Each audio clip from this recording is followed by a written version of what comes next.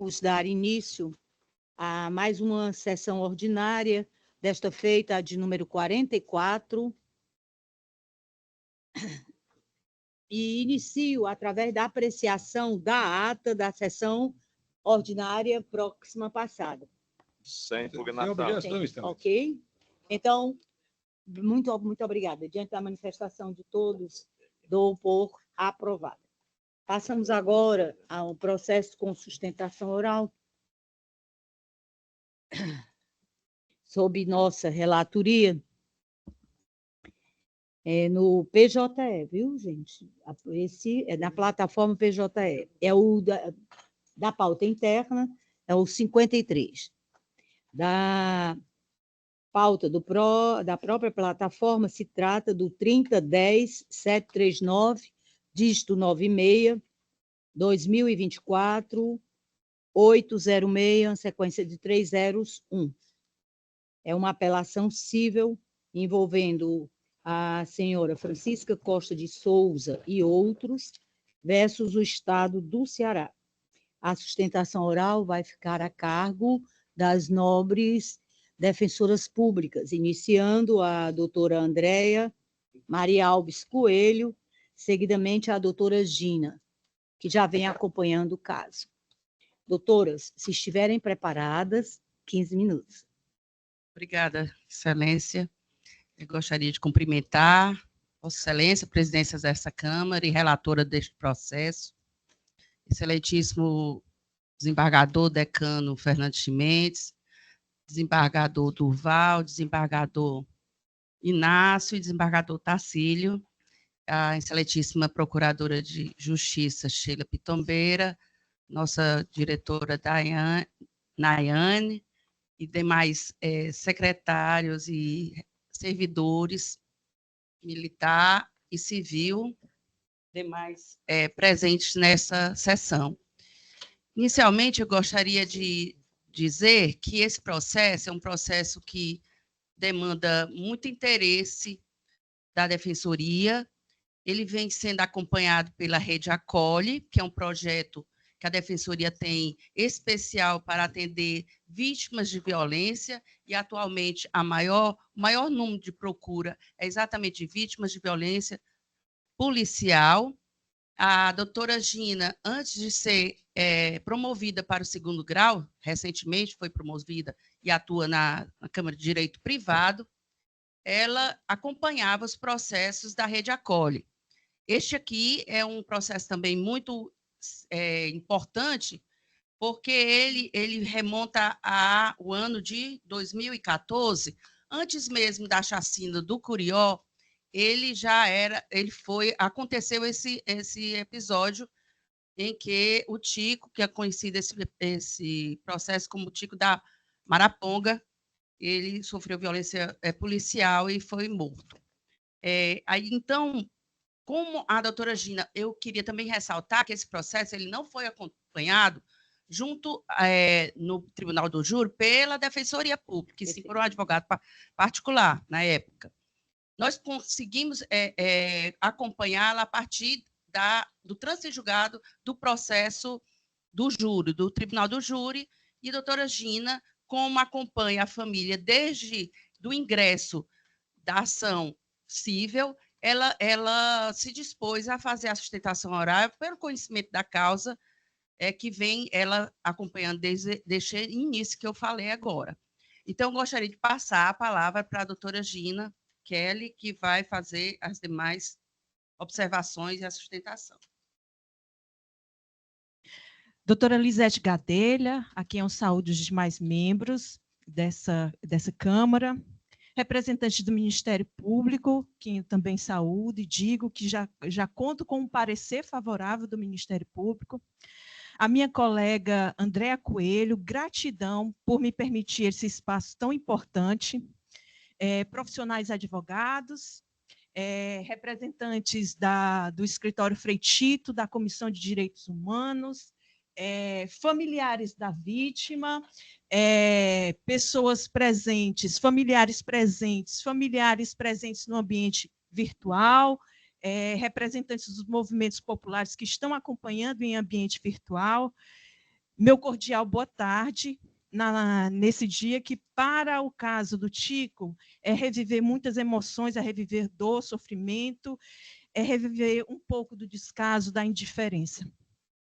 Excelências, esse caso ele é muito importante para a Defensoria Pública, na medida em que nosso papel mais importante é de promover justiça social. Excelências, como defensora pública da Rede Acolhe, eu posso dizer que a pauta de vítimas de violência que nós acompanhávamos, que eu, na hipótese, já acompanhava até poucos dias, era tomada em grande medida por essa violência, a violência do Estado, a violência daqueles que eram para nos dar segurança. Excelência, eu trago aqui ao crivo dos senhores um fato que antecedeu, inclusive, a chacina do Curial, como a doutora Andréa falou, e que representa o início de um movimento popular em favor dos direitos das vítimas, de matriz popular, encabeçado pelas pessoas que sofrem diariamente dessa violência, que não é de hoje, né? Que não é exclusiva do nosso Estado, mas o nosso Estado é um grande protagonista nesse tipo de violência.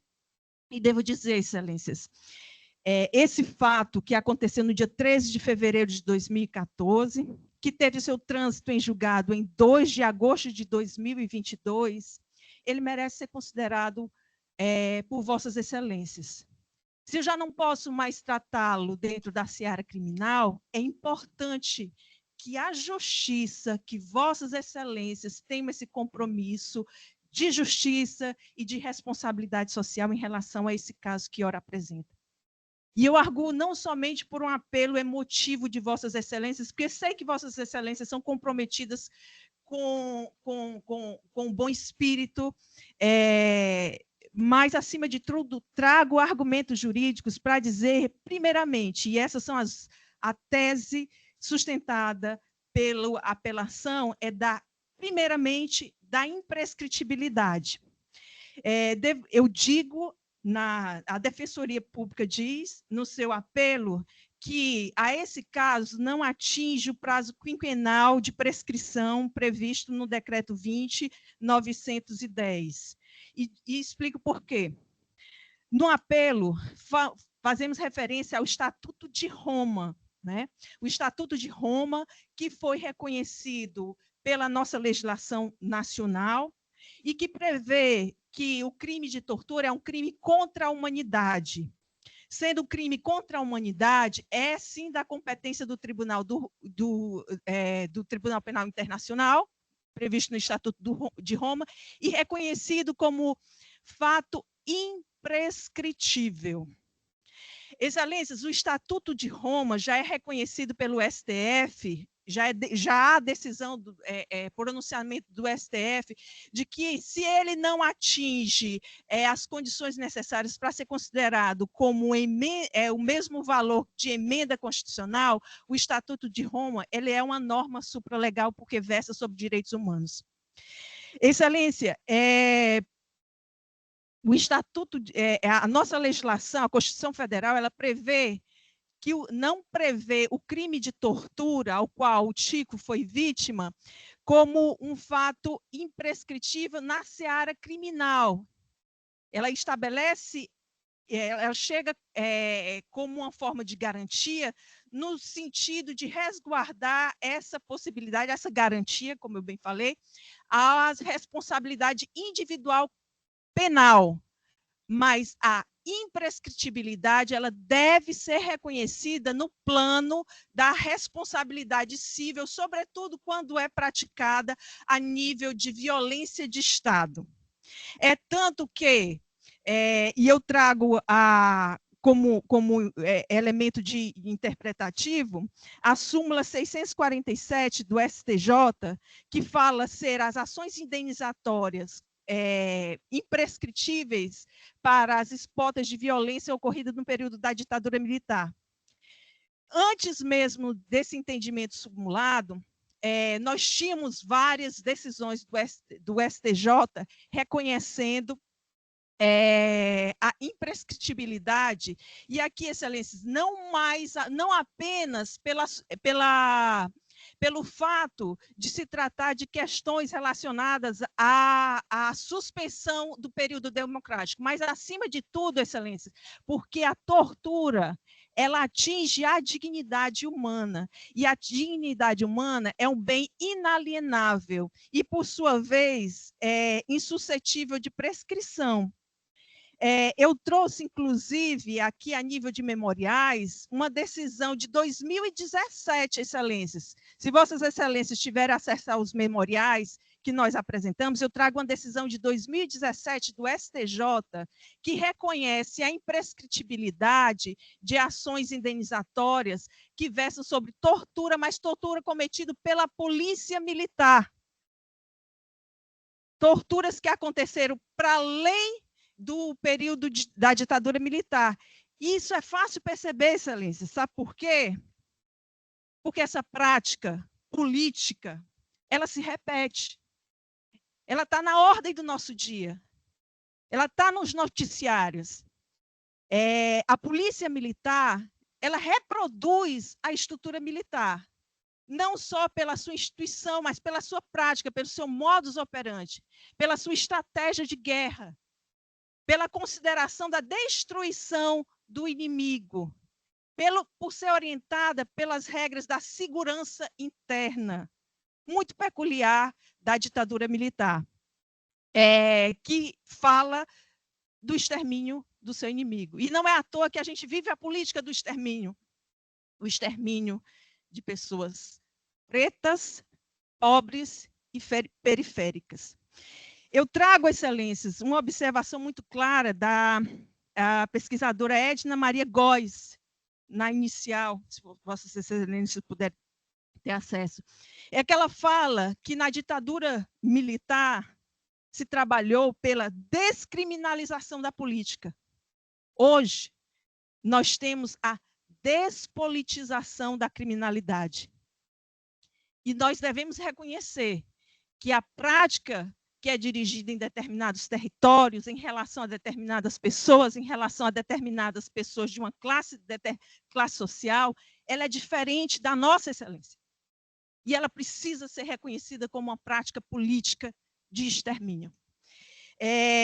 Então, excelências, em respeito à dignidade da pessoa, em respeito à consideração que não existe vida mais valiosa do que outra, não existe subcategoria humana, nós arguímos a imprescritibilidade como tese principal.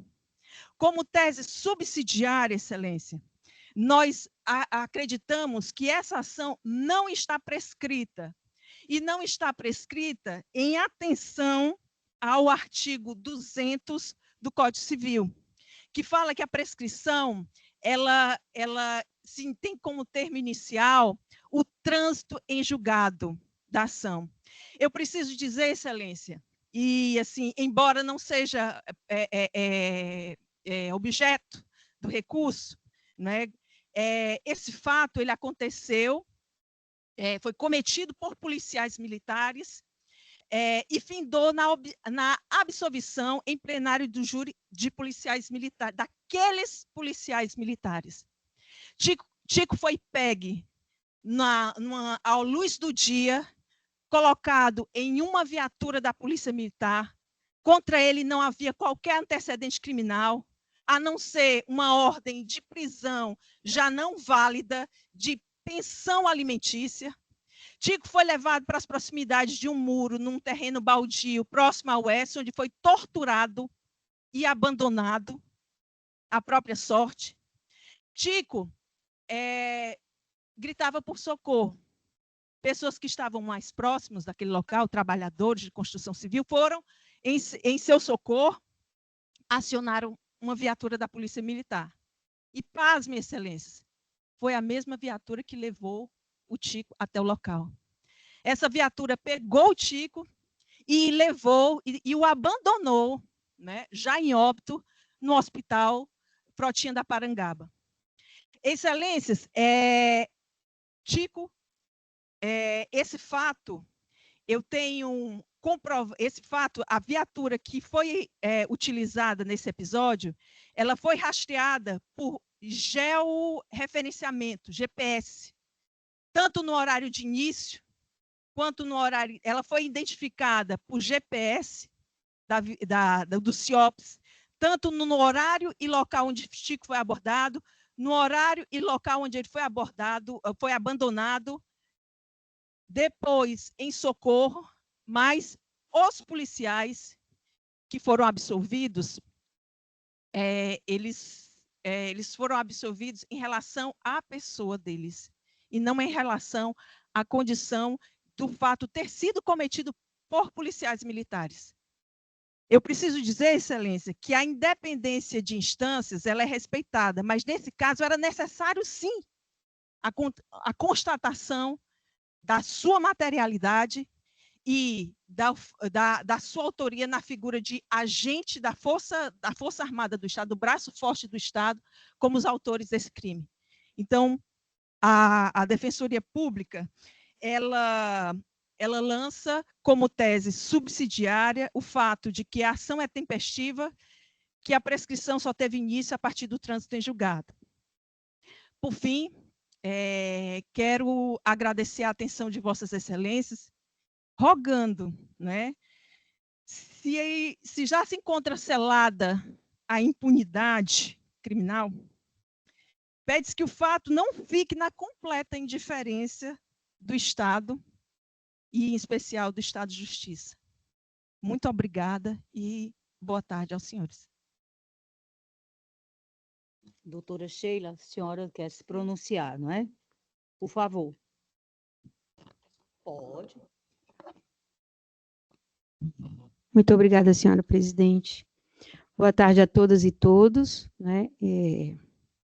Assim, eu nem sei se considero uma felicidade, não seria a palavra felicidade, mas um certo contentamento profissional de estar na sessão de hoje, ou até não, conforme o resultado do julgamento, porque essas questões relacionadas aos direitos humanos, essas questões relacionadas à desigualdades no Brasil, essas questões relacionadas ao não enfrentamento que a sociedade brasileira e todos nós do sistema de justiça temos em relação às questões que são caras a toda a coletividade, né?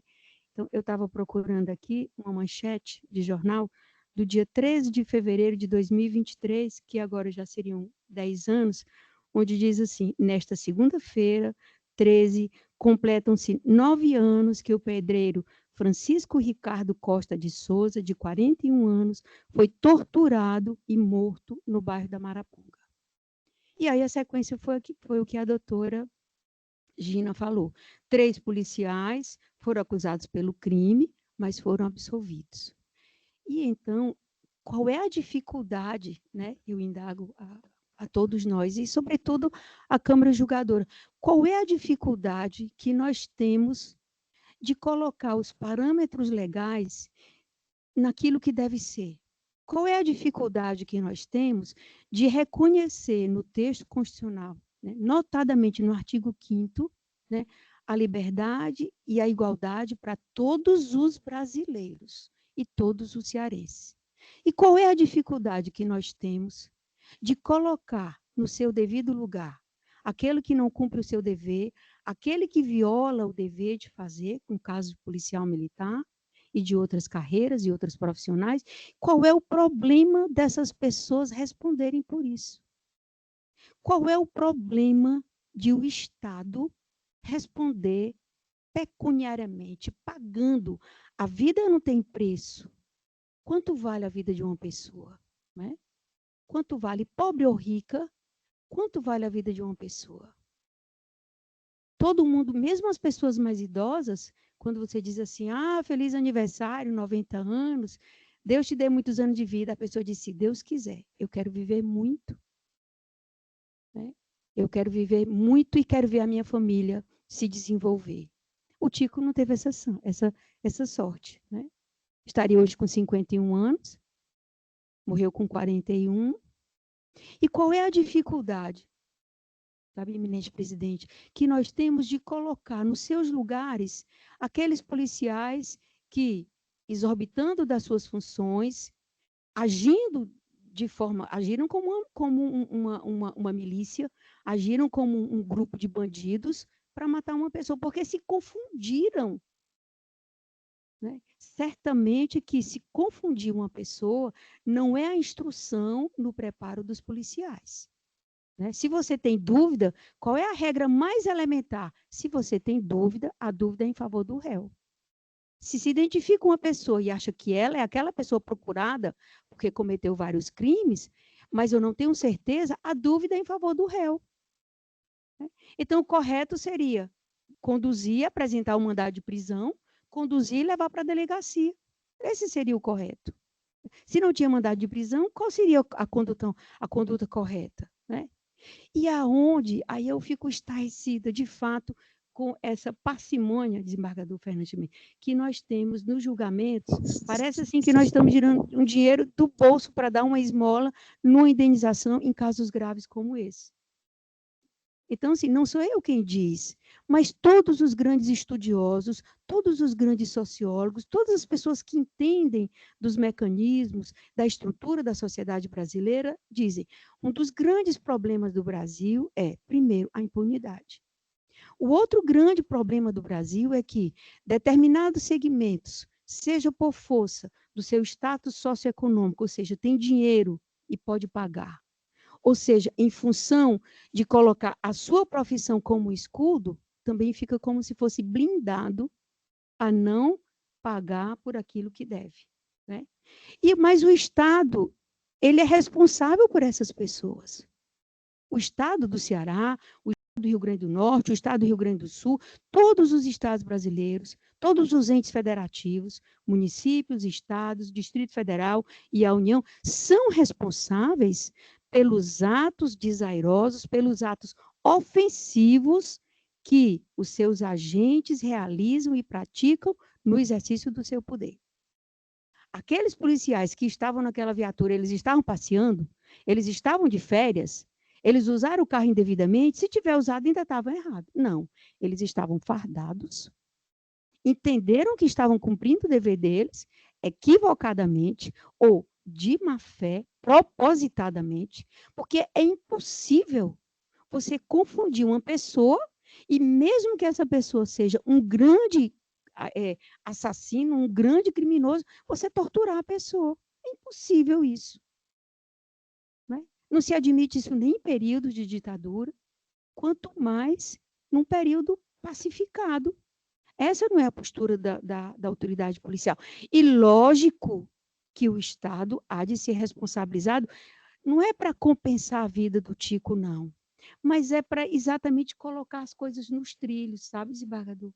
É para chegar e dizer assim, o Estado, ele é responsável pelos seus agentes, então ele tem que explicar direitinho quais são as suas funções e tem também que conduzir uma sanção para os seus agentes quando eles desbordam as linhas da legalidade e as linhas do texto constitucional. Quando eu vejo na justiça as indenizações, R$5.000, eu falei assim, gente, pelo amor de Deus, o que é isso? Que desapreço é esse por todo o sofrimento da família da vítima? Né? No Brasil, 80% da violência, todos os jornais dizem isso, 80% da violência e do abuso de policial se dá com pessoas negras, pardas e pobres. Quando, eventualmente, um policial desses aí se confunde com o filho de alguém que tenha uma presença, seja uma presença representativa financeira, ou seja uma presença representativa porque é filho de A, B ou C, ou de pessoas com certa influência, na mesma hora as coisas acontecem dentro do ritmo e na pressa que a lei exige. Curiosamente, quando esses fatos acontecem com pessoas que não têm por quem fale por elas, né?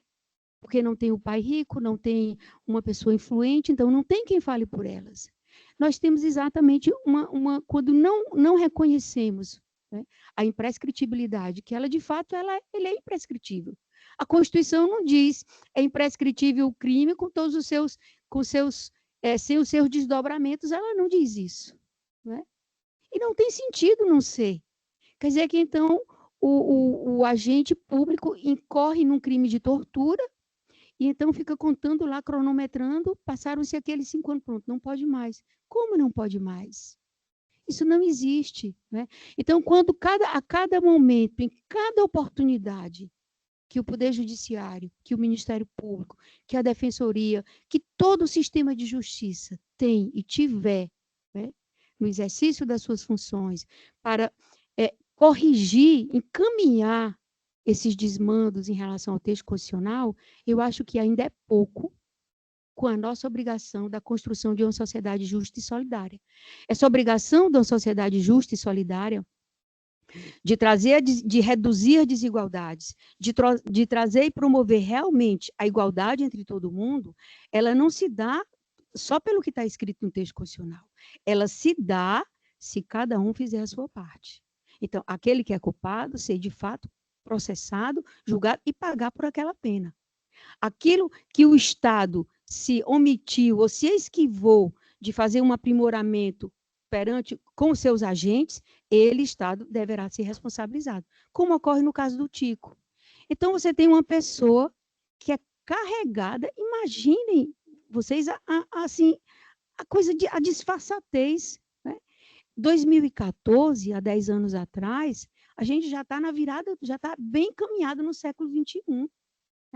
Que você imagina questões tecnológicas, as pessoas mais progressistas, as pessoas querendo o bem comum, não. Aí vem um insano, ou 3 insanos desse, patrocinar numa viatura policial e fazem uma conduta dessa. Quer dizer, é razoável que a gente agora venha dizer assim, não está prescrito. Que prescrito, minha gente? Ora, prescrito. Está atrasado no cumprimento da justiça. Está muito atrasado na justiça social. Está muito atrasado da gente ser uma sociedade próspera. Por isso que nós temos tantas misérias, porque nós não conseguimos sentir a dor do outro e colocamos essas fórmulas, está prescrito. Como está prescrito, desembargador? Como pode estar prescrito? E como a gravidade de uma conduta dessa, né, pode se resumir a um valor ínfimo de uma indenização. Isso não existe. Né? Então, o Ministério Público até se solidariza com esse contexto social das vítimas, dos seus familiares, dos seus amigos, né? Porque o Tico nunca mais vai existir. As pessoas nem sabem, podem projetar como ele seria na idade madura, mas ele nunca mais vai existir. Né? A morte, sobretudo, numa situação trágica dessa, é um nunca mais interrompido que você não sabe o que era, como seria. Não teve um curso natural, tipo assim, não ficou doente, ou deu uma topada, caiu, bateu a cabeça. Você não sabe. Né? Você não sabe o que você perdeu. Você não sabe o que você ganharia com aquela convivência. Imagine a família desse rapaz. Ele não sabe. Né? Ele poderia ter tido 1000 oportunidades, poderia ter ficado na vidinha que ele já tinha, mas ninguém sabe, porque é nunca mais. E esse nunca mais não foi por uma ocasião normal. Ele se acidentou, ele pegou uma doença, não. Foi porque veio um agente público, um policial, e bota o cara numa viatura, bate até não poder mais, vai para socorrer e ainda joga o corpo em outro lugar. Então, assim, é uma sequência de ação vil, de tortura, que realmente fica desarrazoado o Estado não ser punido nesse contexto. Né? De alguma forma, o Estado tem que tomar uma lição. E, de alguma forma, a gente tem que entender que esses fatos, eles não podem acontecer. E, quando eles acontecerem, eles têm que ser veementemente censurados, com aplicação de indenização, com sanção penal, com sanção administrativa, seja o que for, mas eles têm que ser exemplificarmente sancionados. Né? Muito obrigada, senhora presidente, pela atenção, pela deferência da palavra ao Ministério Público.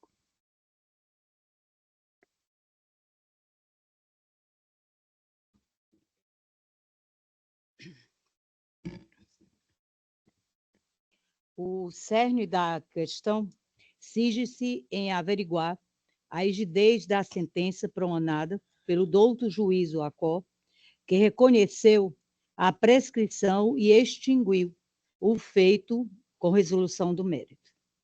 Em suas razões recursais, a parte apelante argue que, além do evento morte se enquadrar como tortura, o que justificaria a imprescritibilidade da demanda, o termo inicial deveria ser considerado a partir do trânsito em julgado da ação penal e não do evento morte.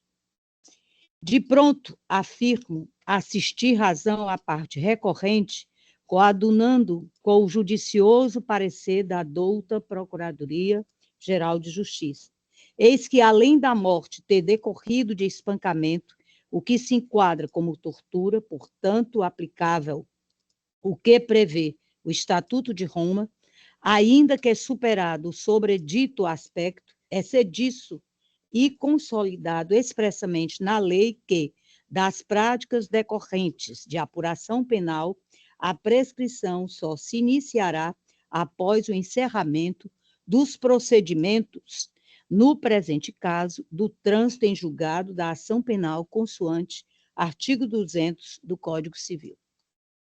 Portanto, não havendo-se a falar em aplicação da teoria da causa madura, eis que, pendente de instrução e outras medidas processuais, à medida que se impõe a cassação da sentença hostilizada e retorno dos autos à origem. Nesta toada, tomo conhecimento do recurso para provê-lo, cassando a sentença e determinando o retorno dos autos à origem. Desembargador Tarcísio. Boa tarde, senhora presidente. Boa tarde. Muito obrigado. Excelência.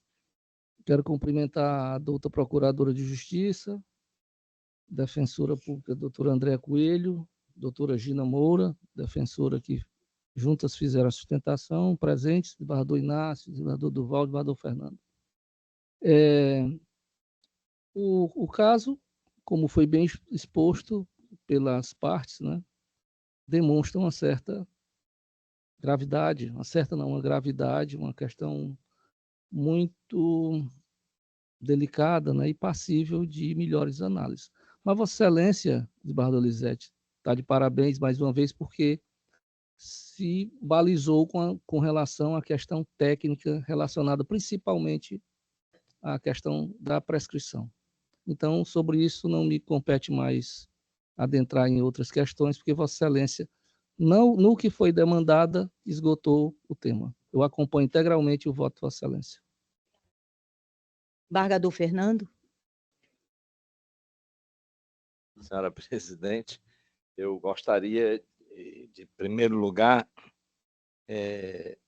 parabenizar as ilustres defensoras públicas pela brilhante sustentação oral e somente da doutora Gina Kerli, que chega até a me comover bastante, porque se Vossa Senhoria acompanha os trabalhos que eu tenho escrito a respeito dos tratados internacionais de direitos humanos, sabe muito bem qual é a minha posição, né? Sou um defensor intransigente dos direitos humanos e adoto uma posição que não é a mais acolhida, né? Embora depois da emenda 45 se criou a possibilidade dos tratados internacionais serem aprovados como emenda à Constituição, desde que obedeça aquele quórum, mas eu já escrevi, mesmo depois da reforma, dizendo que essa disposição ela é despicienda, que o parágrafo 2º do artigo 5º já elenca entre os direitos fundamentais da pessoa humana, não só os que estão ali expressos no artigo 5º, como os demais que estão implicitamente no texto constitucional e dos tratados internacionais de direitos humanos. Então, acho que isso é uma regra muito clara, mas foi preciso vir uma emenda à Constituição, a emenda que fez a reforma do Judiciário, para acrescentar algo que eu acho puramente desnecessário. Sou até um crítico dessa emenda. Quem tiver a oportunidade de ler esse artigo, eu publiquei em algumas revistas, inclusive acho que em um livro coordenado pelo ministro Alexandre de Moraes, sobre os 20 anos da Constituição Federal. E também me sensibilizou bastante aqui a manifestação da ilustre representante do Ministério Público, que não me traz nenhuma surpresa, porque a conheço de muito tempo, minha ex-aluna, e sei da sua posição com relação ao tema. E também parabenizar a desembargadora Lisete pelo seu brilhante voto, como sempre, muito cuidadosa, e acho até que questões como essas, elas têm que ser debatidas, né? Eu me recordo que teve uma questão aqui, que era, inclusive, salvo engano, da relatoria também da desembargadora Lisete. E eu não votei. Eu digo, não, tem sustentação oral, eu vou aguardar a sustentação oral. E com esse voto, o exame do voto provisório nunca é muito aprofundado, pela quantidade de processos que temos para julgar. E aqui nas sustentações orais, tanto de uma parte como da outra, e a leitura e a defesa do voto da desembargadora Lisete me deixaram bastante à vontade, a ponto de eu, inclusive, fazer um voto oral, mas discutindo a temática, né? E hoje, então, também eu acompanho a eminente relatora, participando, parabenizando a todas as ilustres juristas que aqui fizeram as suas sustentações orais, e acho que é momento também de nós refletirmos. A doutora Sheila falou aqui sobre os danos morais nesses casos de morte, né, em que o poder público é responsável pela morte de uma pessoa, né, um detento, ou então numa situação como essa. Eu, certa vez, aqui acompanhei os parâmetros que haviam sido estabelecidos assim, pelas câmaras de direito público, e depois eu me senti muito desconfortável, porque eu achei que realmente era muito pequeno, mas eu segui uma trilha, uma média do que se vinha fazendo aqui. Mas acho que é um momento, é uma oportunidade para refletirmos sobre esse tipo de indenização. Muito obrigado, desembargadora, parabéns e acompanho integralmente o voto de Vossa Excelência. Excelência. Tornando definitivo o presente julgado, a Câmara, à unanimidade, conheceu do recurso para provê-lo, cassando a sentença e determinando o retorno dos autos à origem. Parabéns, senhoras. Dando continuidade aqui aos nossos trabalhos, eu gostaria de saber se a gente pode passar para o voto vista ou se deixa para o final. Posso? Posso passar para o voto vista? Perfeito. Pois não. Então, aqui, nós vamos dar uma acelerada, porque eu tenho que ir para o conselho. Faço já, a carreira aqui. É melhor, porque os dos demais eu só proclamo os resultados, já que todos estão votados à unanimidade. Tá? Então, passando aqui para o processo com pedido de vista, nós temos, sob a nossa relatoria, o 300, na plataforma PJE, temos o 323.00, dígito 02, 2024, final, uma sequência de 4 zeros. Trata-se de agravo de instrumento, em que são partes Estado do Ceará e Reginaldo Abreu de Almeida e outros. Iniciado o julgamento, a eminente relatora votou no sentido de conhecer do recurso para lhe dar provimento, após o excelentíssimo senhor desembargador José Tarcílio Souza da Silva pediu vista dos autos, no que foi deferido, e o julgamento, em consequência, suspenso. Presente hoje, excelência. Em mesa, senhora presidente. Muito obrigada.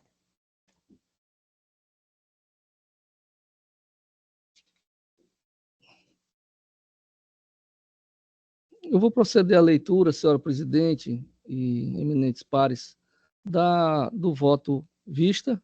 Vou fazer um pequeno resumo, porque está extenso, mas de qualquer forma vai ser disponibilizado na plataforma PJE logo mais.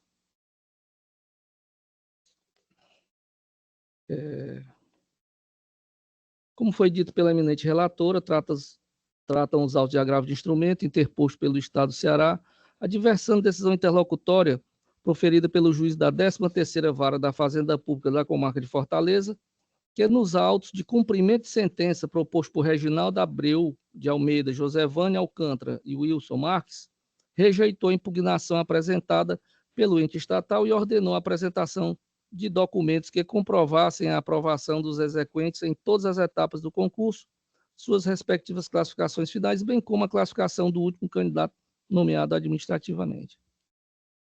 Levada a sessão de julgamento desta primeira Câmara, no dia 25 de novembro, a eminente relatora proferiu o voto no sentido de conhecer e prover o agravo de instrumento, entendendo que, não obstante a decisão agravada tenha se limitado a invalidar a inaptidão dos requerentes ao exame físico, não há, nem na inicial nem no acórdão transitado em julgado, pedido ou determinação relativa à nomeação e posse dos agravados, em caso de aprovação nas demais fases do concurso. Conclui asseverando que as obrigações pretendidas no cumprimento de sentença não são exigíveis, uma vez que não integram o título executivo judicial transitado em julgado. E mostra-se inviável a continuidade da discussão sobre o tema já alcançado pela preclusão, especialmente em razão da ausência de impugnação à decisão exequenda no momento oportuno.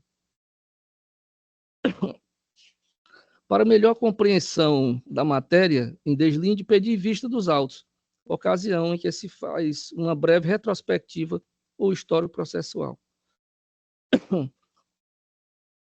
Eu vou me furtar de ler isso, senhor presidente, porque já consta dos autos, está bem discutida a questão da situação que eles foram aprovados na primeira fase do concurso, foram retirados do certame por conta da altura, a sentença que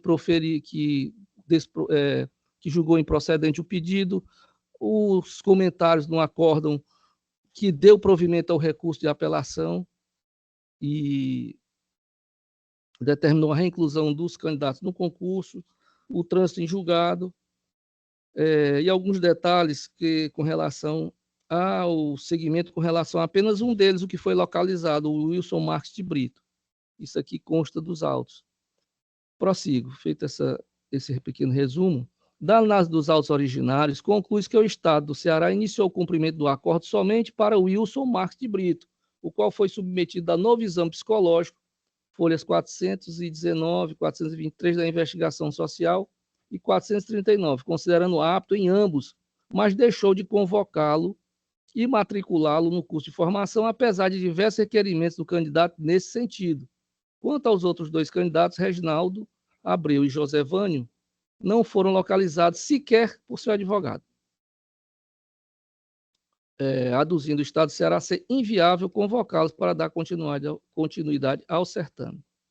De início, cabe considerar que a sentença de improcedência restou reformada em segunda instância, tendo sido emendado o acórdão, o qual findou transitado em julgado. Não vou ler aqui o acórdão, porque já é de conhecimento. Prossigo.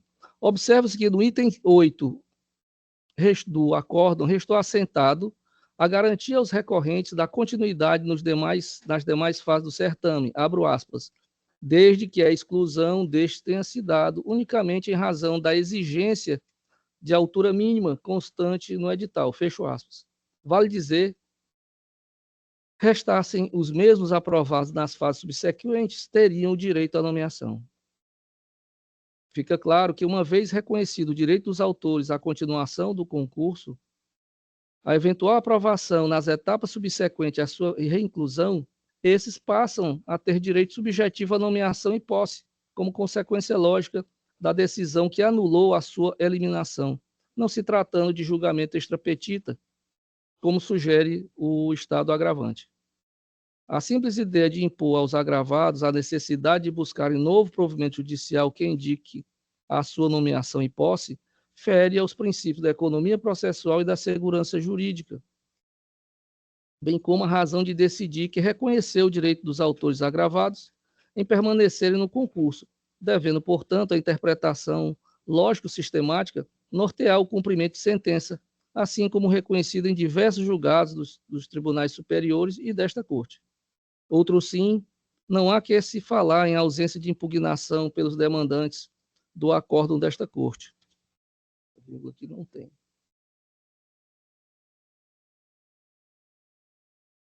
Que teria se limitado a garantir aos candidatos a continuidade nas demais fases do certame, desde que a sua exclusão tenha ocorrido exclusivamente em razão da exigência de altura mínima, como a nomeação e posse. Como a nomeação e posse é corolário da eventual aprovação nas demais fases do certame, continuação que lhes foi assegurado no referido acórdão, não faz, no momento, sentido que os demandantes impugnassem a decisão exequenda. Nesta seara, o Egrégio Superior Tribunal de Justiça vem ampliando o conceito de pedido implícito para também admitir a concessão de pedido não elaborado pelo autor, desde que decorra logicamente de pedido presente na petição inicial. Isso significa que, abro aspas, o pedido deve ser extraído da interpretação lógico-sistemática da petição inicial a partir da análise de todo o seu conteúdo. O pedido deve ser interpretado como manifestação de vontade, de forma a tornar efetivo o processo, amplo acesso à justiça e a justa composição da lide. Recurso especial número 1.049.560 de Minas Gerais, relatora ministra Nancy Andrighi, julgado no dia 4 de novembro de 2010. E especificamente, a jurisprudência do Superior Tribunal de Justiça há muito firmou entendimento no sentido de que a eventual homologação do certame não enseja a perda do objeto da ação judicial que discute justamente possível ilegalidade em uma de suas fases. Agravo de instrumento no recurso de mandado de segurança 68.327 do Paraná. Relator ministro Herman Benjamin, julgado no dia 17 de outubro de 2022. Do mesmo modo, expirado o prazo de validade do concurso, não poderia servir de elemento impossibilitante da nomeação, pois tal medida derivaria do cumprimento de decisão judicial transitada em julgado. Nesse sentido, o entendimento há muito consolidado perante o Egrégio Superior Tribunal de Justiça, conforme se exemplifica. Eu colacionei aqui dois julgamentos da relatoria do mesmo ministro Herman Benjamin, e apenas o destaque que faço da leitura do acórdão. Um recurso especial 1.692.322 do Rio de Janeiro, do ministro Herman Benjamin, julgado no dia 10 de outubro de 2017. Apenas o destaque. Consoante jurisprudência sedimentada no Superior Tribunal de Justiça, não ocorre julgamento extra petita se o tribunal local decide questão que é reflexo do pedido na exordial. O pleito inicial deve ser interpretado em consonância com a pretensão deduzida na exordial como um todo, sendo certo que o acolhimento da pretensão extraído da interpretação lógico-sistemática da peça inicial não implica julgamento extra petita. Colacionei outro julgamento, não vou ler porque é no mesmo sentido. Neste mesmo sentido, traga a colação julgados emanados dessa Corte de Justiça, deflagrando a nomeação de candidato em condição subjúdice, como consequência lógica da aprovação nas fases subsequentes do certame. Leio apenas o destaque de um deles. Sendo a pretensão do autor agravado acolhida na referida sentença, transitada em julgado, nulidade do ato que excluiu do concurso na fase referente à avaliação médico-odontológica, com o fito de continuar no certame, visando ultrapassar todas as fases restantes a fim de ser nomeado e empossado, não procede o argumento de excesso de execução quanto ao pleito referente à respectiva nomeação e posse, quando se trata de consectário lógico do comando judicial que se busca dar cumprimento, o qual garantiu a reinclusão do autor agravado no concurso que visou o preenchimento no cargo. Esse aqui é uma apelação, foi julgada no dia 16 de outubro de 2023, da relatoria da saudosa desembargadora Maria Vilauba Fausto Lopes. Quer dizer, bem recente, né? E ela já não está mais entre nós. Colaciono também no mesmo sentido julgados da relatoria do desembargador Luiz Evaldo Gonçalves Leite e da desembargadora Maria Iraneide Moura Silva. Também tem uma questão, tem um voto recentíssimo do desembargador Inácio Cortez, em que, acho que há 1 mês atrás, 2 meses atrás, que eu votei também no mesmo sentido, e eu, por um equívoco, não colacionei. Sigo para a conclusão.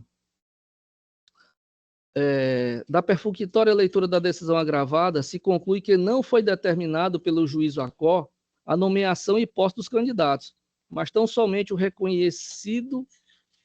ter reconhecido a eventual possibilidade que se garante do entendimento jurisprudencial acima colacionado e diante do título judicial transitado em julgado, lhes assegurando a condicional nomeação.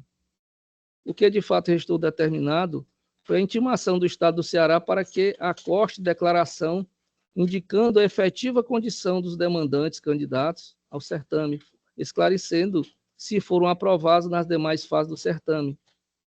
Ao contrário do que alega o agravante, tal medida não configura nova fase cognitiva, mas apenas um instrumento de aferição do efetivo cumprimento do acórdão, já transitado e julgado.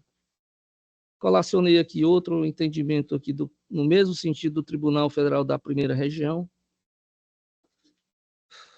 e concluo. Necessário destacar, por pertinente ao caso sob exame, trecho do voto da ministra Nancy Andrighi no recurso especial 1.793.637 do Paraná, em relação à interpretação sistemática do pedido, em homenagem aos princípios da economia processual e da segurança jurídica, onde a previsão contida no artigo 322, parágrafo 2º do Código de Processo Civil, pontua que o pedido deverá considerar, em nome do princípio da boa-fé, toda a extensão da postulação. Nesse sentido, a douta ministra relatora citou doutrina pertinente integrando a lei processual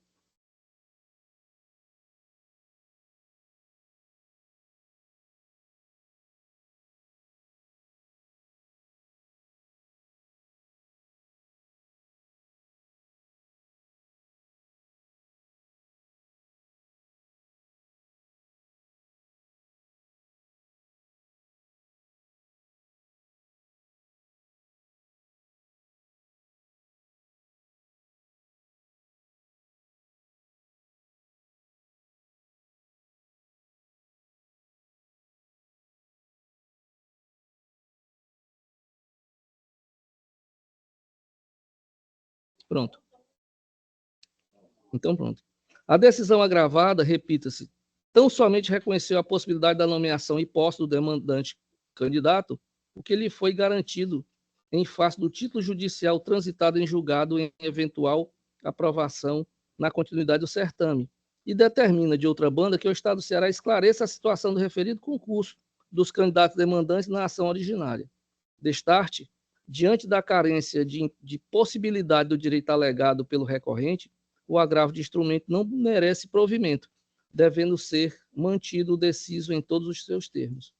Ante o exposto, à luz da legislação, doutrina e jurisprudência colacionada, conheço do agravo de instrumento interposto para, pedindo máxima vênia à douta relatora, divergir do seu voto, no sentido de negar provimento ao agravo de instrumento, mantendo a decisão agravada em todos os seus termos. Senhora relatora, a minha divergência foi como eu tinha conversado com Vossa Excelência, explicando o meu entendimento até por uma questão de coerência, porque esse entendimento eu já nutro há algum tempo e até porque eu acompanhei o voto do desembargador Inácio, no caso não era um policial militar, um policial civil, mas num caso semelhante, julgado aqui por esta Câmara, eu acho que há um mês e pouco atrás. Então, uma questão também de coerência e também porque é o meu entendimento, eu peço máxima vênia, sabendo que a inteligência do seu voto existe E existe também essa linha, mas eu me acosto a esse outro entendimento e peço máxima venha a Vossa Excelência Não, por para favor. divergir. Obrigado, senhora presidente. De nada, Excelência, faz parte do julgamento. Desembargador Fernando. Senhora presidente, eu vou pedir vista desses autos e vou dizer a razão pela qual eu vou pedir vista. É porque, na verdade, eu, inclusive, Vossa Excelência cita aí no voto de Vossa Excelência um voto meu. Voto do senhor. Se eu não me engano, é em 2017, eu não sei bem. Pois não. Em que nós entendíamos mas dessa forma, quer dizer, o pedido do mandado de segurança fica restrito àquilo que foi pedido. No caso aí, era uma senhora que pediu, aliás, ela pediu para fazer um novo exame de físico, numa coisa da polícia, porque estava grave. Né? Então, nós demos uma liminar para que fosse marcada uma nova data para ela. Ela não podia competir, igualmente estando num período de gestação. E depois, quando ela conseguiu todas as etapas, foi aprovada, ela pediu para ser nomeada e posse. E realmente nós não demos isso, que o entendimento era no sentido de que tínhamos que nos limitar ao pedido feito no MS. Isso aí foi o nosso. Todavia, eu tenho observado que houve uma evolução da jurisprudência com relação a isso. Por exemplo, na própria Corte Especial, e é por isso que eu vou pedir vista, é para poder fazer uma análise melhor, colocar todos esses pontos e trazer aqui como voto. Porque eu me recordo que lá na Corte Especial realmente. Já teve um voto aqui mais recente, inclusive do desembargador Durval, entendendo, seguindo essa orientação, de que isso seria um consecutário, né, do mandato de segurança, porque se ele passou, se ele foi autorizado a continuar no certame, passou e tudo tem que ser nomeado.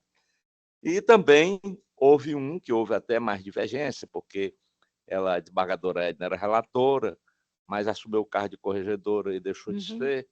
E quando foi ser julgado um agravo da liminar que ela tinha dado pelo desembargador Gleidson, ele voltou diferente. Sim. Né? Mas o colegiado respaldou, ela pediu vista e respaldou a decisão dela. Então, eu quero pedir vista para poder realmente eu acho que tem trazer todos esses casos. Mesmo. A debate é sempre salutar. Exatamente. Somente que a jurisprudência evolui, né? Isso, exatamente. Peço vista, senhora presidente. Pois não. Vista deferida, julgamento suspenso. Eu indago de Vossa Excelência, desembargador Fernando, se Vossa Excelência trouxe, ainda na plataforma PJE, a nossa pauta é o 76, é da relatoria do desembargador Tarcílio, a apelação cível, que o senhor pediu vista. Trouxe, senhora presidente, e essa é muito fácil, porque eu vou acompanhar o eminente relator, porque eu só pedi vista, porque houve aqui também uma sustentação oral brilhante, aliás, foi até virtualmente, e é um caso, assim, que a gente vê na narração dos fatos, a gente se comove, né? Perfeito. Mas, assim, aquele caso em que uma motociclista exatamente abarrou com um cavalo a moça de 21 estrada anos na estrada aqui na CE 040. Agora, na verdade, isso está alegado, está mostrando, mas ele tem razão. A prova não foi feita, né? Quer dizer, não foi feito um BO, não foi feita uma perícia, né? E ficou tudo assim por conta de uma narração e de umas fotos de uns cavalos na estrada. Mas não tem. Eu até acredito que ocorreu mesmo, da forma como foi dito. Mas não é prova. É de costume ali. Inclusive, a própria defesa da parte, ela dispensou a instrução probatória. Ela dispensou a ouvido da testemunha. Pois é. Então, não tenho nada que fazer, senão acompanhar o eminente relator. Então, nesse caso, o julgamento definitivo fica pelo conhecimento do recurso, mas negando o provimento. O desembargador Tarcílio, é Vossa Excelência, desembargador Durval. Acompanha, então, o eminente relator. Perfeito. Ok, tornando definitivo o presente julgamento para a apelação 0200-298, dígito 32, 2022, final 0151, envolvendo Antônia Carla Ferreira da Silva e Departamento Estadual de Trânsito, fica como recurso conhecido, né, e improvido à unanimidade. Ok. Senhores, eu vou, como de costume, a doutora vai ver pela primeira vez e a doutora já viu a primeira vez. Aquele julgamento que eu faço, só dando resultado por suas excelências, né? Nós temos outra sustentação oral. É o de número... É a 53 que é nossa, não. É a doutora Andréia, já foi. É o 60, também na plataforma PJE. Não é isso? Sob nossa relatoria, o doutor Victor Isidório Correia, 22.714, doutor. Muito obrigada, presencialmente. Trata-se de uma apelação cível de número 023-8950, dígito 54, 2020, final, sequência de 301. Estado do Ceará versus Francisco Lourival de Andrade. Quando Vossa Excelência estiver pronto, sinalize.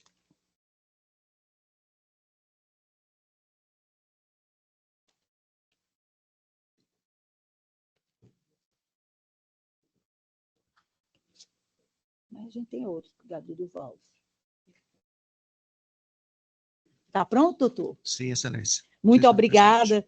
Passar, a partir desse momento, 15 minutos para Vossa Excelência, na sustentação oral. Obrigada. Primeiramente, quero desejar boa tarde a todos os presentes, excelentíssima senhora presidente desta polenta Câmara, excelentíssimos senhores desembargadores, servidores do Judiciário, excelentíssima senhora procuradora, excelentíssima senhora promotora, colegas advogados presentes virtualmente e presencialmente.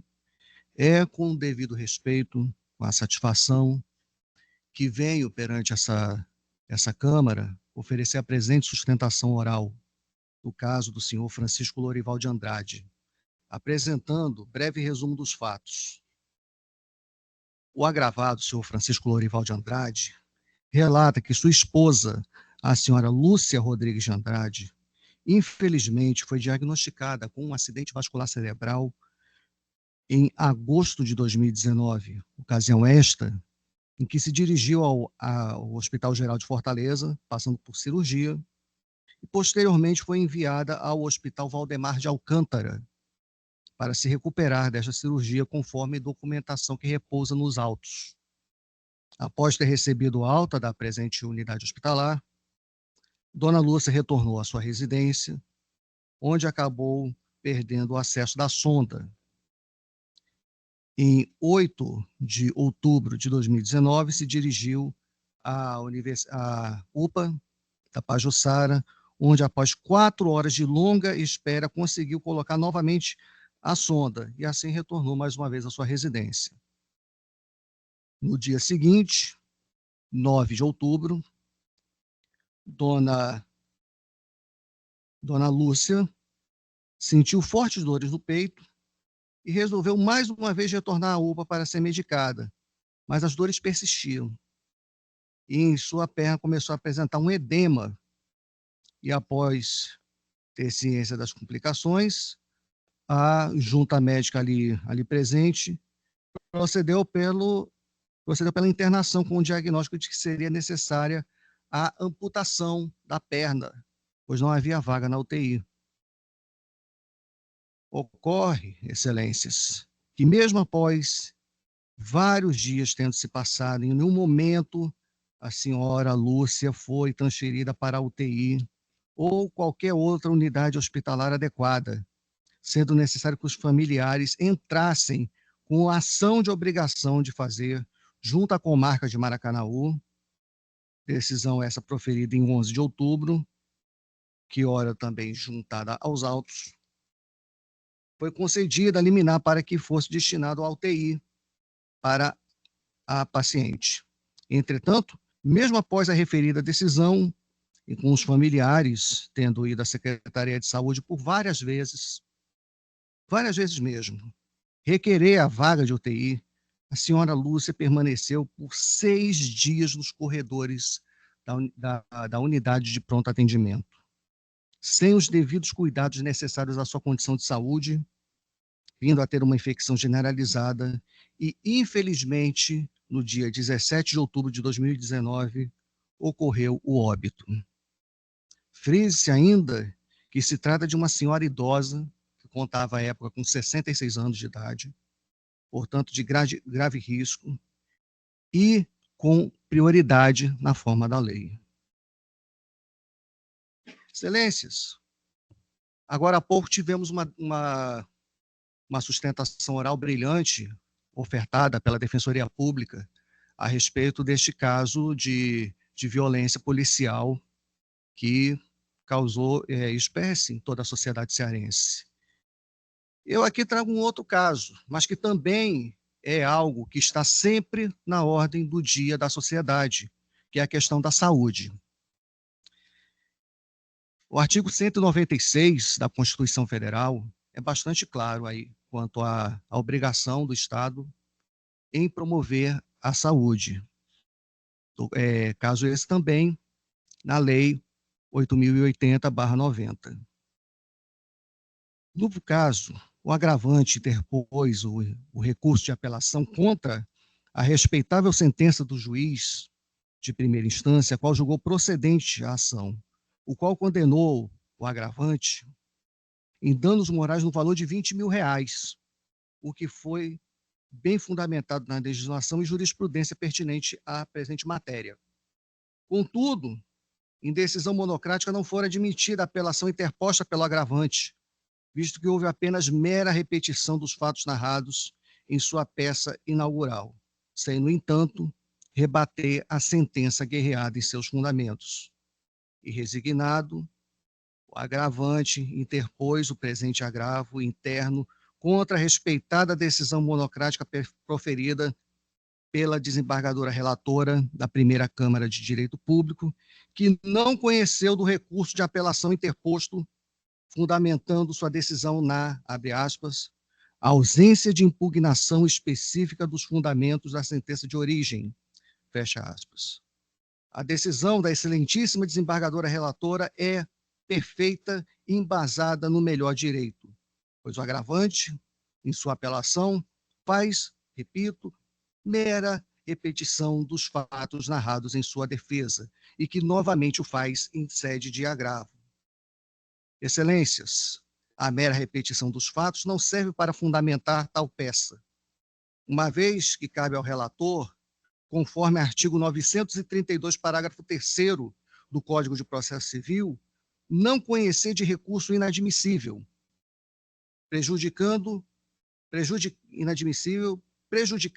ou que não tenha impugnado especificamente os fundamentos da decisão recorrida. Nesse sentido, corrobora a jurisprudência do Colendo Superior Tribunal de Justiça. Alega o agravante que a interposição do agravo interno é medida judicial cabível para a impugnação dos termos de indeferimento do efeito ativo ora interposto. Ocorre que o agravante não se atentou à fundamentação trazida na decisão monocrática, se limitando novamente a repetir a mesma narrativa da apelação, inobservância, portanto, do princípio da dialeticidade. Neste ponto, a 10ª Câmara Cível do Tribunal de Justiça de Minas Gerais também se pronunciou da mesma forma, conforme constante nas contrarrazões, ora constantes no processo.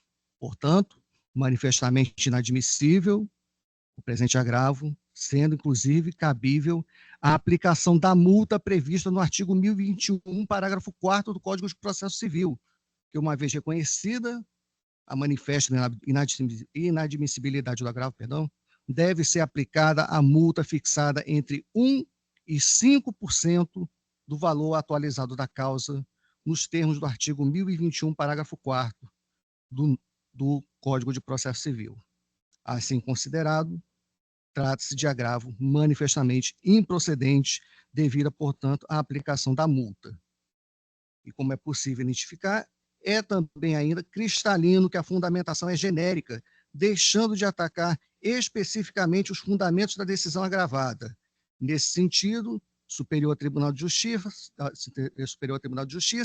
agravo interno na petição do RMS 52398 do Distrito Federal, de relatoria do insigne ministro Mauro Campbell Marques.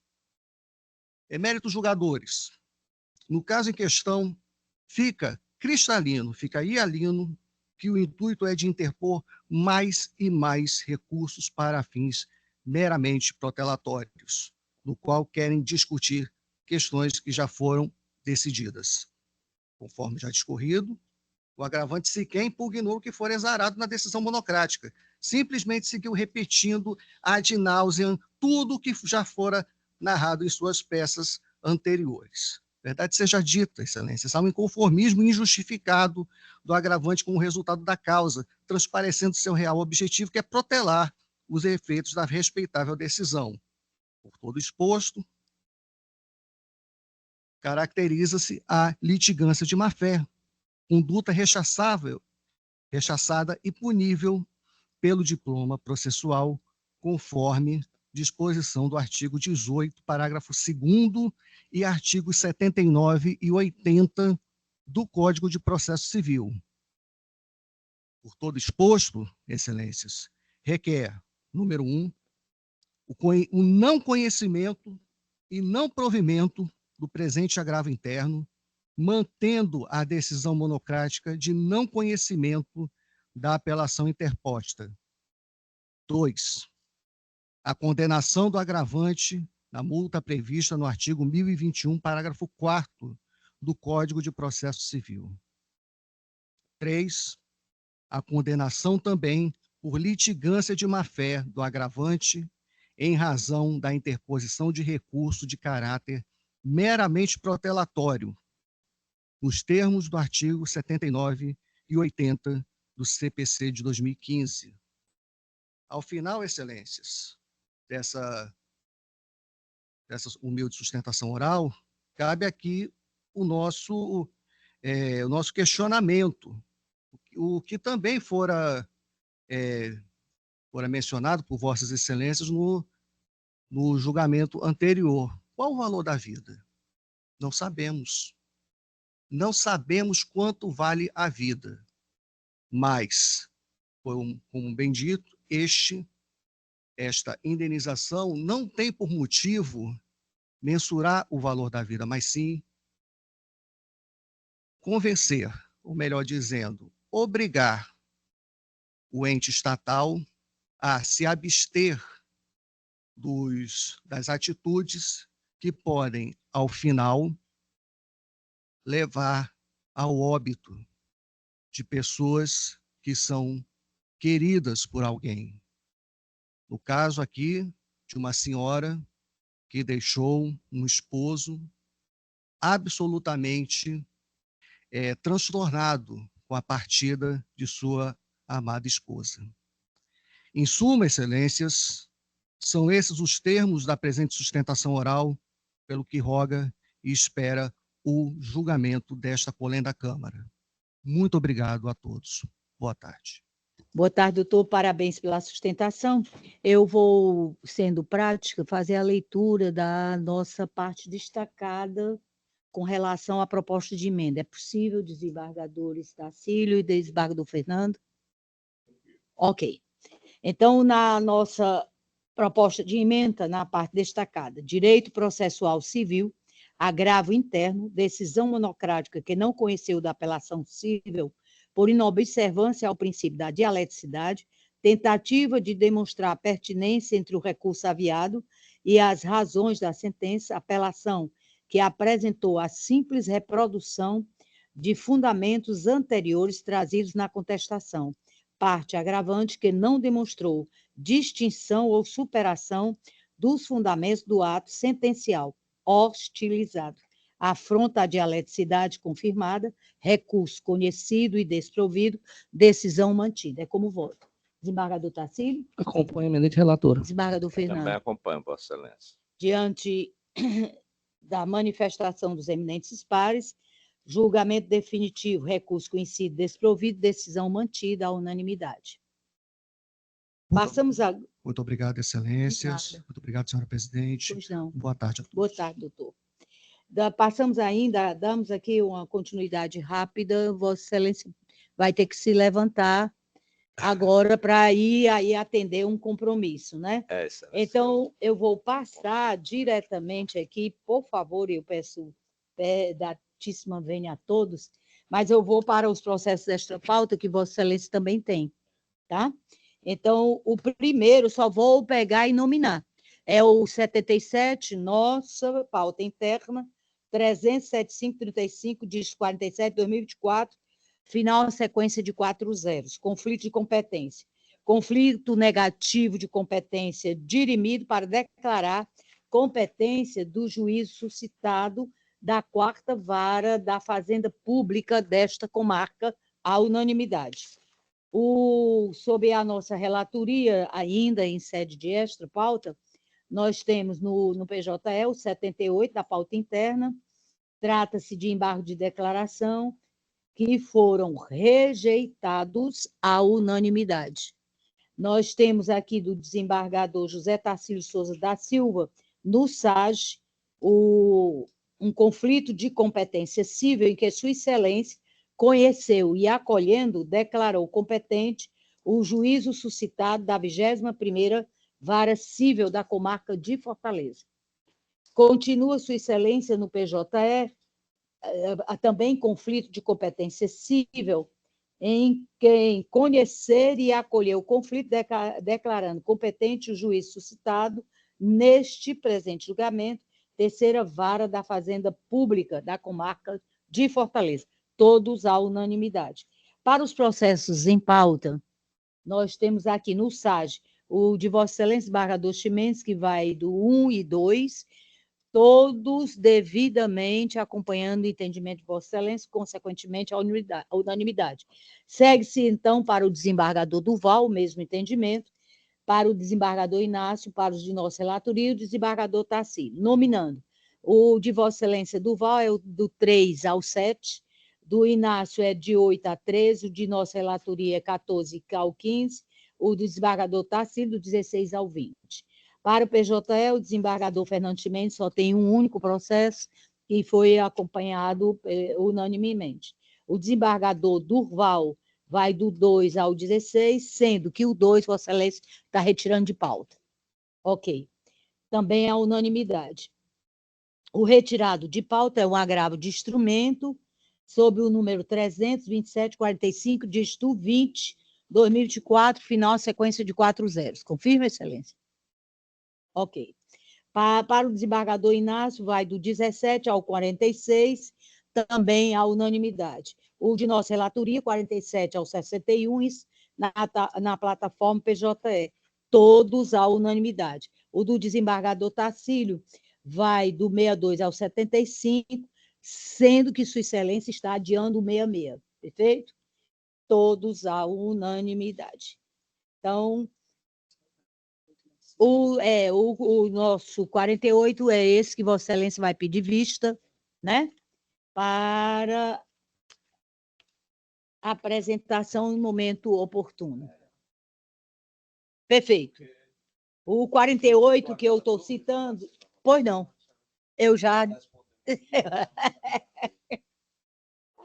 quando eu não sou muito claro, eu gosto dos mínimos detalhes, mas eles gostam mais do que eu, então é o jeito, né? É minuciosíssima. Depende. O nosso... Posso ir? Por já? gentileza, desembargador, Vossa Excelência está liberado para o segundo compromisso. O 48 que eu estou citando, só para que fique bem claro para as partes envolvidas, trata-se de uma apelação e remessa necessária na plataforma PJE sob o número 079-1528, diz 35, 2000. O final, uma sequência de 3 zeros, 1. Eu agora vou voltar, olha como está uma beleza. O com sustentação oral, que tem o do doutor. Muito obrigada pela compreensão. O do 5, sim, que ele abriu mão, que é o do desembargador Durval, né? No caso aqui, seria na sustentação oral, né? Doutor, só mais um pouquinho a sua paciência, tá? Na plataforma PJE, sob a relatoria do eminente desembargador Durval Aires Filho, nós temos o 31910, dígito 66, 2023, cujo colega está virtualmente e desistiu da sustentação oral. O final é a sequência de 4 zeros. O agravo de instrumento que gerou um agravo interno, que é o que está em julgamento, é o agravo interno, que foi conhecido e improvido à unanimidade. Ok? Esse aqui é o do PJE, número 5, de relatoria do eminente desembargador Durval. Aí, agora sim, pelo amor de Deus, né, doutor? Oh, meu Deus. Eu vou dizer, eu acho que... Eu já. Mas eu volto, não tem problema nenhum. Que é o de número... Não é o 60, não? Não. Qual é? Ok. Que é o do município de Itarema, né, doutor? Perfeito. Obrigada mais uma vez, está de parabéns, viu? Porque a gente tem que realmente compreender essas situações todas. Anunciando é o do Ságio, o 751, dígito 12, 2009, final 0104, proveniente da comarca de Itarema, envolvendo o município de Itarema e o cidadão Celso José de Oliveira Pinto, da relatoria do eminente desembargador Inácio. Certo. E o doutor advogado é o doutor Antônio Elson, né? Prazer, viu, doutor? É a primeira vez que eu estou vendo Vossa Excelência. Parabéns aí pela juventude, pela resiliência, paciência. Muitíssimo obrigada. Está preparadíssimo. 15 minutos. Pronto. Celso, da parte apelada. Da parte apelada, né? Então, eu estou mantendo a sentença, né? Aí ele está pedindo a dispensa, ó, doutor. Excelência, é um recurso adesivo. A gente solicita a improcedência da apelação do município. Isso. E no final que ele seja considerado a voltar para a contadoria para ser considerado as gratificações. Okay. Melhor. Dispensa o relatório. Não, eles todos estão dispensando, porque eles iniciam dizendo que vão relatar, então está ótimo. Vá, doutor, por favor. Cumprimento a senhora, excelentíssima senhora desembargadora, eminente relator, cumprimento os demais eminentes julgadores, representante do Ministério Público, a Defensoria. Senhores, trata-se de uma ação ordinária em fase já de cumprimento de sentença, em que foi proposta em 2009 pelo senhor Celso José em face do município de Itarema, com o fim de proceder à sua reintegração ao cargo público de pedagogo, pagando-lhe os vencimentos compreendidos entre o mês da exoneração, que foi em agosto de 2005, até o efetivo retorno ao exercício funcional, com reflexo nas férias, gratificações natalinas e, por fim, danos morais. A sentença do juízo Acor, ela foi parcial procedente, determinando que o Celso seja reintegrado ao cargo. Essa sentença foi mantida em segundo grau e, em fase de cumprimento de sentença, o município apelou, né, apresentando insatisfação com os cálculos que foram apresentados. No tocante ao recurso do município, desde o ano de 2001, a jornada de trabalho do pedagogo é de apenas 40 horas semanais e deve ser remunerada conforme as tabelas de vencimentos para o cargo, sem que seja feita a diferenciação de 100 ou 200 horas, porque ao referido cargo não se aplica tal entendimento. Além disso, a progressão na carreira do senhor Celso para fins de cálculo salarial é medida que se impõe, dado que o artigo 34, parágrafos 1º e 2º da Lei Municipal 203 de 2001 define os critérios para a progressão dos servidores públicos. podendo ser por mérito a cada 18 meses ou a cada 5 anos por antiguidade. O juiz Acó entendeu que não é possível aplicar a regra mais desfavorável em relação a um fato que o senhor Celso não foi o causador, mas sim a administração pública. Sendo assim, os salários eles devem ser calculados como se o exequente tivesse progredido a cada 18 meses, por merecimento, desde a data da demissão declarada ilegal.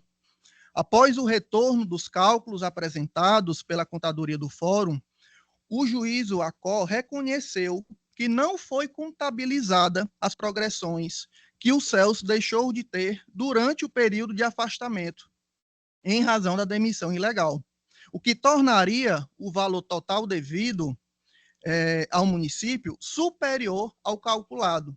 Ou seja, houve um reconhecimento de erro material nos cálculos da contadoria pelo juízo Acó. Contudo, não houve a correção antes de proferir a sentença. O erro material era desconhecido pelo senhor Celso. Somente veio à tona quando o juízo inaugural prolatou a sentença atacada, ou seja, após a manifestação de concordância dos cálculos. Em razão disso, não há que se falar em preclusão.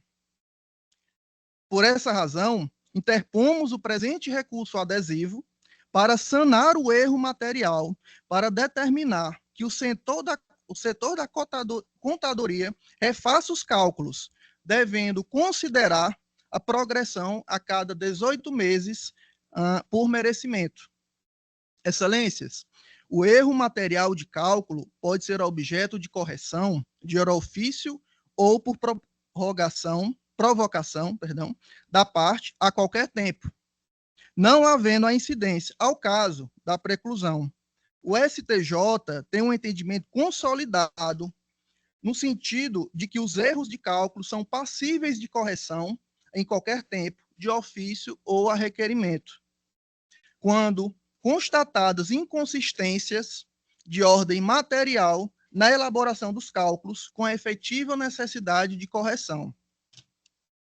Finalizo a minha explanação para requerer a improcedência do recurso do município de Itarema e a provimento do recurso adesivo do senhor Celso, para que seja determinado que o setor da contadoria do TJ refaça os cálculos para incluir os salários e demais direitos calculados com base na tabela de vencimentos para o cargo de pedagogo com jornada de 40 horas semanais, aplicando-lhe a progressão por mérito a cada 18 meses, com o fito de sanar o erro material reconhecido e não sanado de ofício pelo juízo Acó. Essas são nossa conclusão, nossos requerimentos, excelências, e aguardo o provimento do nosso recurso. Saúdo a todos e agradeço pela atenção. Não é a sua primeira vez, é? Saiu-se muito bem, viu? Desembargador Inácio, por gentileza. Caso e exame, apelação interposta pelo município de Itarema e recurso adesivo interposto por Celso José de Oliveira Pinto, contra a sentença que rejeitou a impugnação à execução apresentada pelo ente municipal, acolhendo os cálculos elaborados pela Contadoria Judicial, condenando o município ao pagamento de honorários advocatícios fixado em 8% sobre o valor apurado. A controvérsia de honorários advocatícios fixado em 8% sobre o valor apurado. A controvérsia envolve a correção dos cálculos referentes aos vencimentos do servidor público reintegrando após a demissão ilegal, incluindo diferenças salariais e progressões funcionais. Há duas questões em discussão. Determinar se os cálculos realizados pela Contadoria Judicial consideram corretamente os parâmetros legais para os vencimentos devidos ao servidor, conforme jornada de trabalho e tabela salarial. 2. Verificar se houve erro material na ausência de progressão funcionais por mérito durante o período de afastamento com base na legislação municipal aplicável. A Contadoria Judicial adota corretamente a tabela de vencimentos para o cargo de pedagogo, considerando que a jornada de 40 horas semanais estabelecida pela Lei Municipal 203/2001, artigo 21, não cabe a distinção entre a jornada de 20 ou 40 horas para este cargo. A progressão funcional por merecimento deve ser presumida, conforme o artigo 34, parágrafo 1º e 2º da mencionada lei municipal, que prevê progressões a cada 18 meses, pois a administração não pode aplicar regra mais desfavorável ao servidor em razão de omissão administrativa. Não há enriquecimento sem causa, pois a jurisprudência do STJ e desta Corte assegura o direito ao ressarcimento integral das vantagens pecuniárias que o servidor deixou de receber durante o afastamento decorrente de demissão ilegal. O recurso adesivo, que impugna os cálculos, também não prospera, pois os elementos contidos nos autos demonstram que a metodologia aplicada pela Contadoria está em consonância com a legislação vigente e os precedentes judiciais. Majorados os honorários advocatícios para 10% sobre o valor dos cálculos, nos termos do artigo 85, parágrafo 11º do CPC. Apelação e recurso adesivo conhecido e desprovido. É como voto, senhora presidente.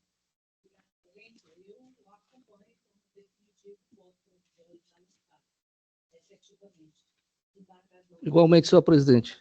Definitivo voto relatório, acompanha o relator.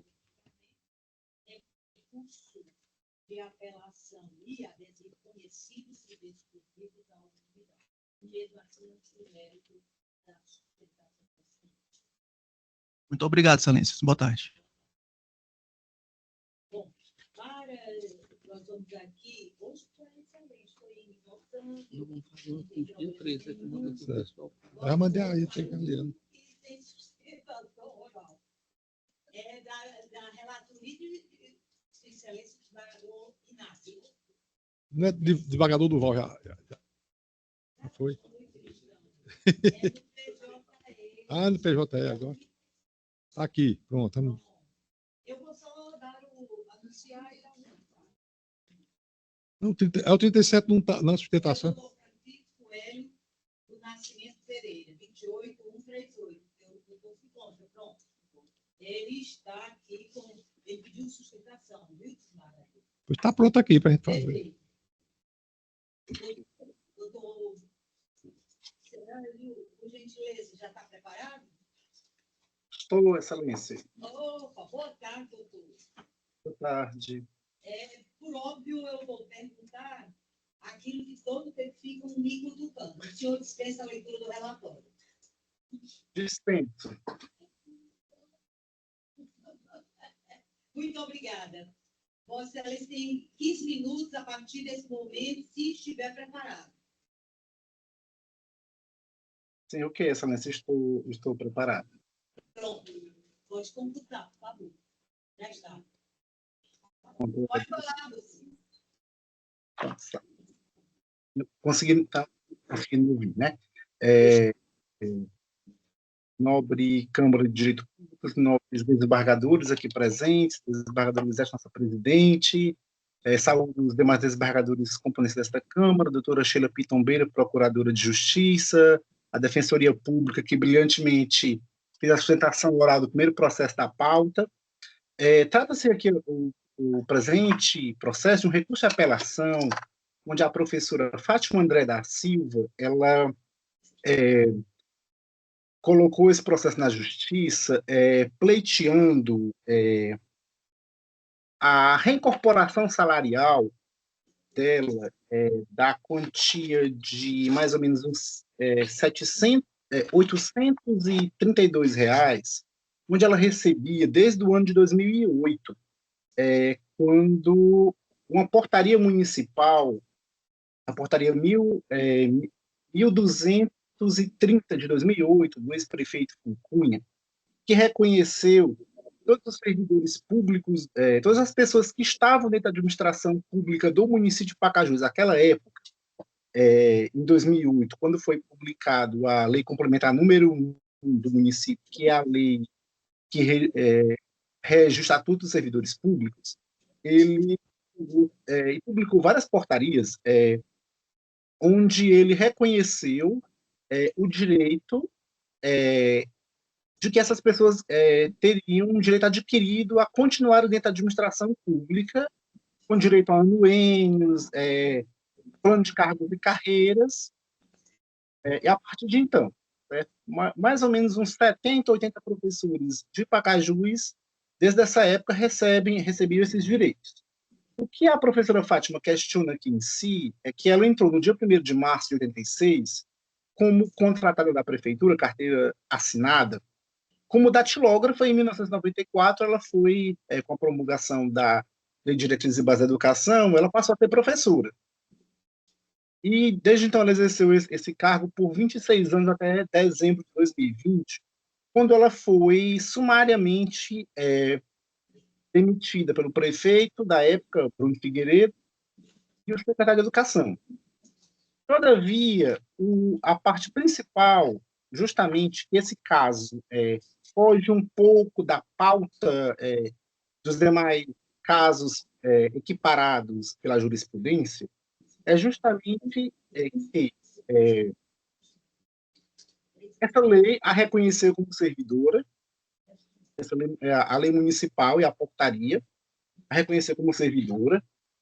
Ela foi demitida em dezembro de 2020, mas em janeiro de 2021 ela foi reincorporada à administração pública, ou seja, o cargo dela, ela e várias pessoas foram colocadas para fora da administração, não tiveram seu cargo colocado em disponibilidade para que houvesse um concurso público.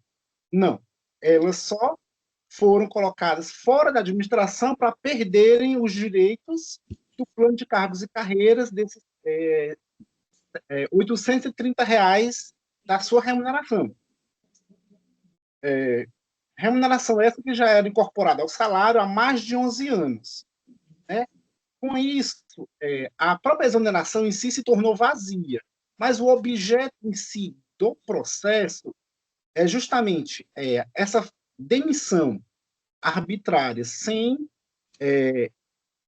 processo administrativo disciplinar que configurasse a conduta da professora que pudesse lhe retirar da administração. A administração, em menos de 30 dias após essa saída dela, a reincorporando sem essas vantagens que ela já possuía há 11 anos. Então, assim, o que nesse processo há justamente uma divergência entre o que dos princípios da administração de conveniência e oportunidade, discricionariedade e arbitrariedade. Como o ato em si do prefeito, em tese, no momento da publicação da portaria de exoneração, até poderia ser considerado um ato de alta executoriedade da administração, que, em tese, colocaria os cargos das professoras, da professora em si, Fátima André, aqui no caso dela, como à disposição do concurso público. Todavia, em menos de um mês, ela volta, do nada, para a administração, tendo até condicionado o retorno dela ao ingresso dela a um processo na Justiça Federal de aposentadoria. Então, a defesa da professora Fátima pede de Vossas Excelências que revejam a sentença de primeiro grau quanto à nulidade da demissão sem o processo administrativo e quanto à análise também da incorporação desses R$832 que esteve no salário dela desde 2008, que a partir de janeiro de 2021 foi sustado devido a essa exoneração. No caso, na possível procedência, ela teria um direito a pelo menos mais 2 anos desse valor, sendo que ela já está aposentada desde maio de 2023. É o que a defesa solicitou às excelências. Muito obrigada, doutor. Passando agora a palavra ao eminente relator, desembargador Inácio, por favor. Caso em exame, apelação civil interposta por Fátima André da Silva contra a sentença que julgou improcedente a ação anulatória combinada com a obrigação de pagar e fazer, movida contra o município de Pacajus, na qual se requeria a nulidade da exoneração administrativa sem processo disciplinar e reintegração ao cargo de professora. A apelante alegava que a exoneração feriu os princípios do contraditório, da ampla defesa e do devido processo legal. Questão em discussão. Há 3 questões em discussão. Primeira, definir a natureza do vínculo da apelante com a administração pública. 2, determinar a exigibilidade de processo administrativo prévio para exoneração de servidora temporária. 3, examinar a aplicabilidade dos princípios administrativos e do direito à estabilidade no caso. Razões de decidir. A contratação temporária pelo poder público possui natureza precária e transitória, fundamentada no artigo 37, 9 da Constituição Federal, que estabelece a contratação para necessidades temporárias de interesse excepcional, distinguindo-se das investiduras definitivas que requerem aprovação em concurso público. O vínculo temporário de caráter ad nutum não confere direito à estabilidade nem ao devido processo administrativo para exoneração, sendo suficiente a discricionariedade administrativa para o seu término, conforme jurisprudência consolidada no STJ e no Tribunal de Justiça do Ceará. A renovação sucessiva de contratos temporários não transforma o vínculo em efetivo ou estável, nem confere ao servidor o direito à manutenção no cargo, afastando qualquer pretensão a indenizações decorrentes de exoneração sem processo administrativo. A ausência de concurso público impede o reconhecimento de estabilidade, mesmo em casos de longa duração do serviço, como o da apelante, uma vez que essa estabilidade é vinculada a condições legais e constitucionais específicas. Dispositivo, recurso desprovido. É como voto, senhora presidente. Eu, tornando definitivo o voto provisório, tenho conhecimento do presente recurso, mas acompanhando o entendimento de Vossa Excelência pelo desprovimento. Desembargador Igualmente, senhora presidente, com o relator. Perfeito. Tornando definitivo o presente julgado, recurso conhecido e desprovido à unanimidade, no que pese a excelência da sustentação do nosso doutor Célio. Até uma próxima. Muito obrigada. Agora, nós temos, sem sustentação oral, ainda na plataforma PJE e sob relatoria de Vossa Excelência, desembargador Inácio, é o de número 18, ou só ver se o advogado se encontra. Na verdade, é uma doutora. Mas não é embargo de declaração? Exatamente, é sem sustentação oral. É porque, se ela estiver presente, Vossa Excelência vai premiá-la com a leitura da parte destacada. Caso ela esteja ausente, eu vou só dar o resultado. O senhor deixa? É ótimo. Doutora Maria Ivone Lins da Silva. Nossa pernambucana se encontra? Não? Então, vamos lá. Anunciando aqui o referido recurso, é uma apelação cível sob o número, na plataforma PJE. É o 0175592, dígito 91-2015, o final, uma sequência 301, envolvendo o município de Fortaleza, através da PGM e Planova, Planejamento e Construções S.A. O eminente relator tomou conhecimento de ambas as apelações, mas pelo desprovimento, no que foi acompanhado pelos eminentes pares, porquanto julgado à unanimidade. Correto? E assim, senhores, agradecendo e dizendo que eu não tenho mais nada para falar, mas faculto a quem quiser, nós vencemos a pauta do dia 9. Vossas Excelências têm alguma manifestação?